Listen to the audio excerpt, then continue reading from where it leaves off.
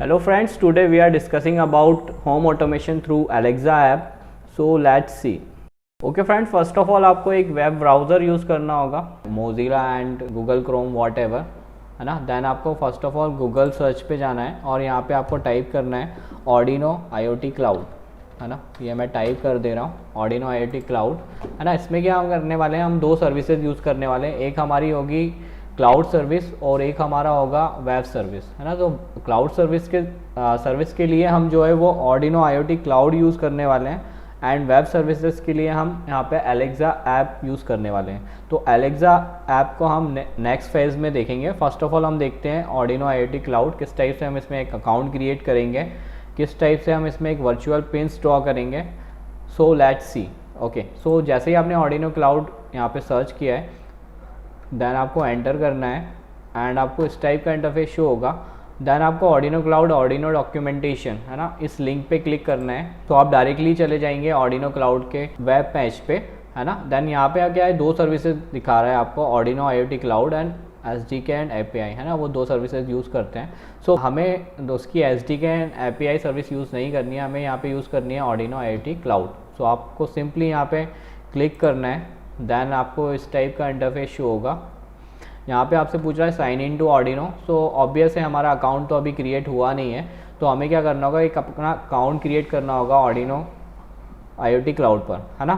So sign in तो हम obvious है हम नहीं कर सकते, तो फर्स्ट ऑफ ऑल हमें क्या करना होगा, साइन अप करना होगा। यहाँ पे लिखा हुआ है don't have an account yet, create one.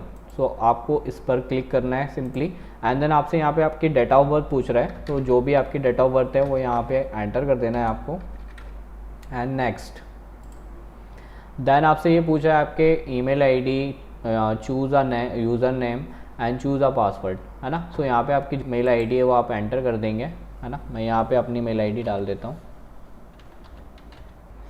ठीक है गाइस, तो मैंने ये अपने मेल आईडी, यूज़र नेम और यहाँ पे अपना पासवर्ड सेलेक्ट कर दिया है ना। देन यहाँ पे आपको चेक बॉक्स दिए हुए हैं आई हैव रीड, तो ये सारे चेक बॉक्स आपको टिक कर देना है एंड लास्ट चेक बॉक्स में आपसे ये और भी ऑप्शन पूछेगा, तो आपको यहाँ पे सिंपली एवरीथिंग पे चेक कर देना है। ओके, नेक्स्ट साइन अप आप जैसे ही क्लिक करोगे। ओके फ्रेंड्स, तो जैसे ही हमने साइन अप पे क्लिक किया है, देन इस टाइप का इंटरफेस शो हुआ है हमें। यहाँ पे लिखा हुआ है please follow the instruction on the email we send you to active your account. So obvious है अभी हमारा अकाउंट जो है वो एक्टिव नहीं हुआ है। अकाउंट एक्टिव करने के लिए हमें हमारे जीमेल आईडी पे जाना होगा या फिर जो भी मेल आपने यूज़ किया है वो मेल आपको ओपन करना होगा। देन वहाँ से आपको एक वेरीफाई लिंक दी जाएगी, उस पर आपको अलाउ करना होगा, है ना। सो लेट्स सी किस टाइप से हम प्रोसीड करने वाले हैं। सो फर्स्ट ऑफ ऑल हम अपना जीमेल आईडी जो कि पहले से ही ओपन है मेरा, मैं वो खोल लेता हूँ, है ना। यहाँ पे एक ऑथेंटिकेशन लिंक आया हुआ है, वेरीफाई योर ईमेल, है ना। इसे ओपन करना है आपको सिंपली एंड यहाँ पे लिखा हुआ है Arduino, है ना। हमने अकाउंट Arduino में ही क्रिएट किया है। यहाँ पे लिखा भी हुआ है welcome to Arduino hello Autobot coding 2, है ना। ये मेरा मेल आईडी था तो यहाँ पे लिखा भी हुआ है। ठीक है, नेक्स्ट आपको कुछ नहीं करना है, यहाँ पे आपको कंफर्म नाउ पे क्लिक करना है। जैसे ही आप कंफर्म नाउ पे क्लिक करेंगे तो आपका अकाउंट जो है वो वेरीफाई हो जाएगा और फिर आप आगे प्रोसीड कर सकते हो। ठीक है फ्रेंड्स, तो मैंने जैसे अकाउंट वेरीफाई लिंक पे मैंने क्लिक किया तो ये डायरेक्टली मुझे Arduino Cloud पर ही ले आया है ना। यहाँ पे मेरी प्रोफाइल जो है वो शो होने लगी है ऑटोबॉट कोडिंग 2 के नाम से, है ना। ये मेरा मेल आईडी भी यहाँ पे दिख रहा है एंड पासवर्ड जो मैंने बनाया था। ठीक है, सो यहाँ पे आपको कुछ नहीं करना है, आपको सिंपली यहाँ पे शो हो रहा होगा एक प्रोफाइल टाइप का बॉक्स है एंड देन उसके साइड में आपको कई सारे डॉटेट्स दिखाई दे रहे हैं, है ना। तो आपको सिंपली डॉटेट्स पे क्लिक करना है एंड देन यहाँ पे कई सारी सर्विसेज आपको शो कर रहा है, Arduino Cloud, IoT Cloud, web editor, manager for Linux, है ना। सो हमें IoT Cloud यूज़ करना है, सो हम IoT Cloud पे क्लिक करेंगे। ठीक है फ्रेंड्स, तो अब हम जो है वो मेन पेज पे आ चुके हैं। जो भी प्रोसीड करना है वो हम इसी पेज पे करने वाले हैं। यहाँ पे लिखा भी हुआ है IoT Cloud, है ना। सो फर्स्ट ऑफ ऑल यहाँ पे थिंग्स लिखा हुआ है और यहाँ पे लिखा हुआ है क्रिएट योर फर्स्ट थिंग, है ना। तो हम यहाँ पे थिंग्स क्रिएट करेंगे, एक तरह से हम अपने वर्चुअल पिन्स ही क्रिएट कर रहे हैं। Okay, so first of all आपको क्लिक करना है क्रिएट थिंग्स पर। ठीक है, देन यहाँ पर आपको कई सारे ऑप्शन दे रहा है। यहाँ पे लिखा हुआ है एसोसिएटेड डिवाइस, है ना। आपको first of all associated device पर जाना है, देन फिर सिलेक्ट डिवाइस, है ना। सिलेक्ट डिवाइस पे क्लिक करना है। तो यहाँ पर आपसे पूछ रहा है आप कौन सा डिवाइस यूज़ कर रहे हैं, Arduino डिवाइस या फिर सेटअप थर्ड पार्टी डिवाइस। तो हम क्या यहाँ पे setup third party device use कर रहे हैं क्योंकि हम इसमें नोड MCU यूज़ करने वाले हैं। ठीक है, सो हम फर्स्ट ऑफ ऑल क्लिक करेंगे setup a third party device. ठीक है, यहाँ पे कई सारे ऑप्शन दे रहा है आपको, ESP8266, ESP32, LoRaWAN, है ना। तो हम जो माइक्रो कंट्रोलर यूज़ कर रहे हैं उसका नाम है ESP8266। एंड देन यहाँ पे आपसे पूछ रहा है सिलेक्ट मॉडल, है ना, कौन सा मॉडल आप यूज़ कर रहे हैं। सो फ्रेंड्स, हम जो मॉडल आपको प्रोवाइड कर रहे हैं उसका नाम है नोड MCU 1.0 ESP12E मॉड्यूल, है ना। यहाँ पे 2 मॉड्यूल शो कर रहा है आपको, नोड MCU 0.9, बट हम लोग जो आपको प्रोवाइड कर रहे हैं वो है नोड MCU 1.0, है ना। तो आपको सिंपली इस पर क्लिक करना है, ये मैंने सिलेक्ट कर दिया है, एंड देन कंटिन्यू। ठीक है, यहाँ पे आपसे पूछ रहा है डिवाइस नेम, है ना, जो भी आपका डिवाइस है उसका नेम आपको देना है। आप गाइस कोई भी नेम यहाँ पे दे सकते हैं, है ना, बट हम यहाँ पे नोड MCU यूज़ कर रहे हैं तो हम नोड MCU नाम दे देते हैं।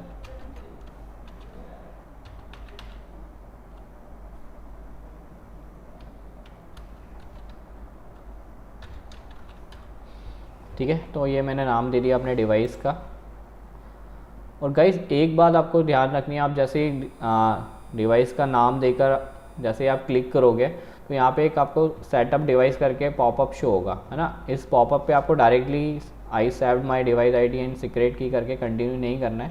आपको यहाँ पे ऑप्शन दे रहा है डाउनलोड द PDF। तो फ्रेंड्स, यहाँ पे आपको PDF डाउनलोड करना मस्ट है ना। अगर आप ये डाउनलोड नहीं करोगे तो इसमें क्या होता है, 2 ऑप्शंस रहते हैं इसमें, एक ID होती है और एक होती है सीक्रेट की, है ना।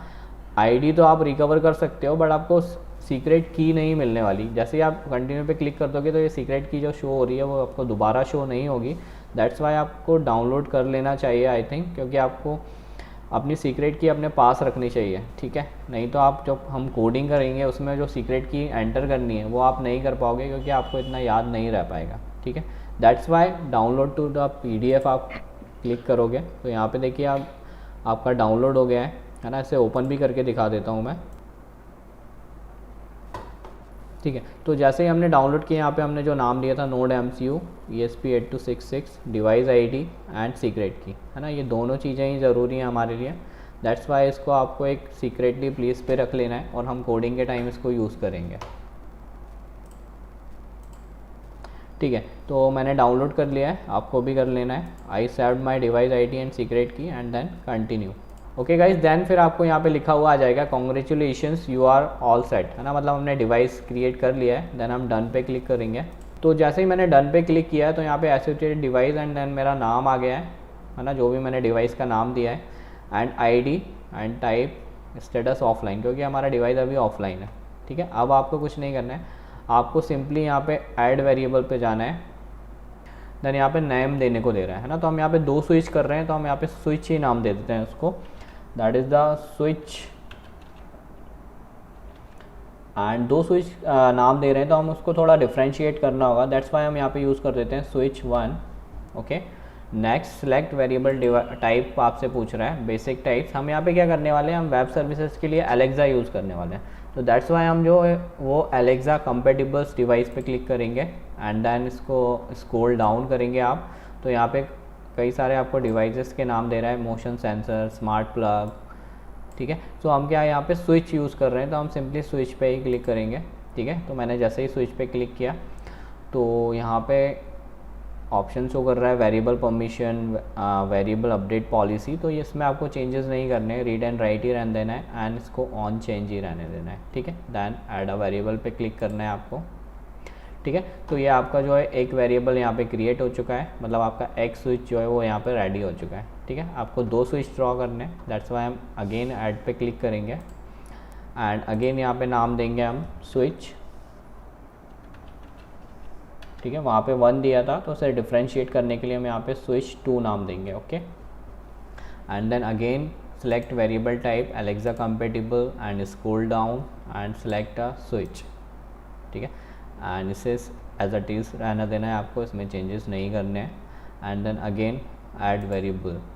ठीक है, तो यहाँ पे 2 स्विच जो है वो आपके ड्रॉ हो गए हैं। दैन फिर हमें क्या करना है, नेक्स्ट स्टेप एक और रहेगा हमारा, हमें इसके लिए डैशबोर्ड ड्रॉ करना होगा, है ना। हमारे बटन्स जो है वो वर्चुअली किस टाइप से दिखेंगे वो हमें ड्रॉ करने होंगे। तो दैन हम जाएंगे डैशबोर्ड पर, है ना। तो जैसे आप डैशबोर्ड्स पर जाओगे तो यहाँ पे आपको इस टाइप का इंटरफेस शो होगा, है ना। यहाँ पे अनटाइटल्ड लिखा हुआ है एंड देन तो आपको इस पर क्लिक करना है।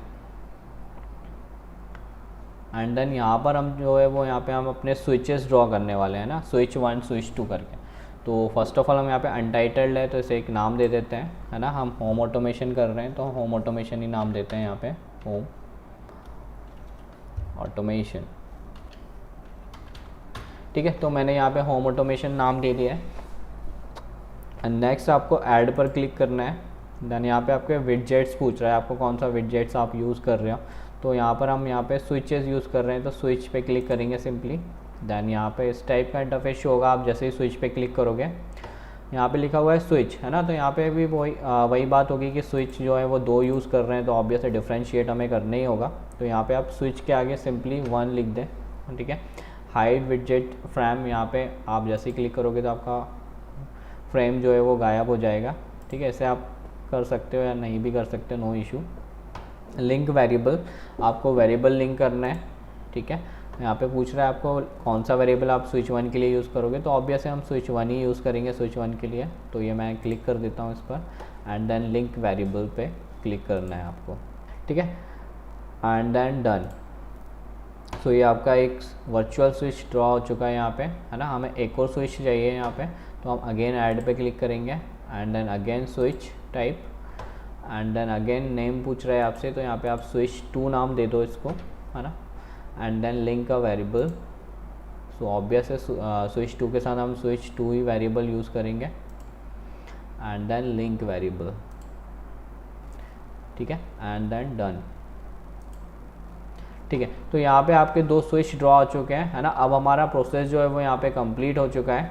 आपको सिंपली थिंग्स पर जाना है और देन अनटाइटल नोड एमसीयू पे क्लिक करना है ना। हमारी जो सारी प्रोसेस थी, हमने एक एसोसिएटेड डिवाइस बनाया, देन हमने वेरिएबल्स ड्रॉ किए, देन हमने डैशबोर्ड बनाया ना। तो सिंपली आपको 3 स्टेप्स ही फॉलो करनी है। एसोसिएटेड डिवाइस, है ना, उसमें जो प्रोसेस मैंने बताया वो आपको फॉलो करना है। नेक्स्ट है हमारा वेरिएबल्स, है ना, आपको वेरिएबल्स ऐड करने हैं स्विच 1 स्विच 2 करके। एंड देन डैशबोर्ड पे मैंने जो प्रोसेस बताया किस टाइप से हम स्विच 1 के लिए एक स्विच लिया एंड स्विच 2 के लिए एक स्विच लिया और उसे किस टाइप से हमने लिंक किया। तो इसी टाइप का प्रोसीजर भी आपको फॉलो करना है। आपकी तरफ से जो है प्रोसीजर पूरा डन हो चुका है यहाँ पे, है ना। आप सिंपली यहाँ पे लिखा हुआ है आईडी, है ना। तो आपको एक आईडी की ज़रूरत पड़ेगी जो कि आपकी ये आईडी रहेगी। आप जैसे इस पर क्लिक करेंगे तो यहाँ से ये कॉपीड हो जाएगा। आपको ये कॉपी करके हमारे कोडिंग पार्ट में सिर्फ पेस्ट करना है ना। अब आपको ज़्यादा मेहनत नहीं करनी है, आपको सिंपली यहाँ से क्रेडेंशियल लेना है और उसे हमारे कोडिंग पार्ट में पेस्ट करना है ना। एक आईडी लगेगा आपका और हमने जो सीक्रेट की एक पीडीएफ डाउनलोड किया था उसमें सीक्रेट की लगेगा और एक और की लगता है जो कि मेटा डेटा पे आप जैसे क्लिक करोगे तो यहाँ पे आएगा थिंग्स आईडी, है ना। तो आपको इसको भी कॉपी कर लेना है और हमारे कोडिंग पार्ट में पेस्ट कर देना है, ठीक है। तो ऑर्डिनो आईओटी क्लाउड का प्रोसीजर यहाँ पे कंप्लीट होता है। नेक्स्ट फिर हम कोडिंग पार्ट पे जब आएंगे तब हम देखेंगे कि हम किस टाइप से यूज़ करने वाले हैं ऑर्डिनो क्लाउड के क्रेडेंशियल्स को, ओके।